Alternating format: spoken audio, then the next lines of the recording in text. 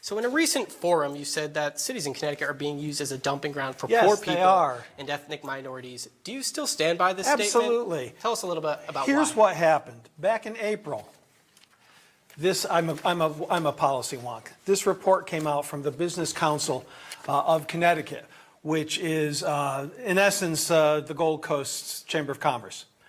And they came out with 5 very important suggestions for implementing policy on the state level in order to begin to further turn around the economy of the state of Connecticut. And the first one was about the cities. We, of course, like everybody else, had been in shock when GE goes and decides to move out of Connecticut. But where do they go? They go to Boston, where taxes are higher and where the cost of living is higher. It's a really expensive place to be, Boston.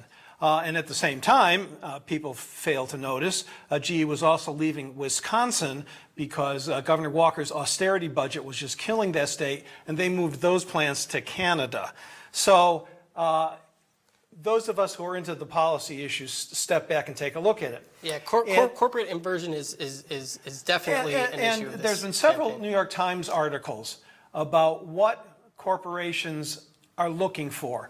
Back in the 60s and the 70s, they wanted to get out of the cities and into the suburbs. And of course, Connecticut being like the place where preppies rule and the suburb of the United States, they came here. And they built all of the big corporate parks out in the trees. Union Carbide coming to the west side of Danbury is probably the best local example of that. Beringer Ingelheim, which actually decided to build where they are because it reminded the owners of Germany. The geography was much the same. So they were looking for those kind of places.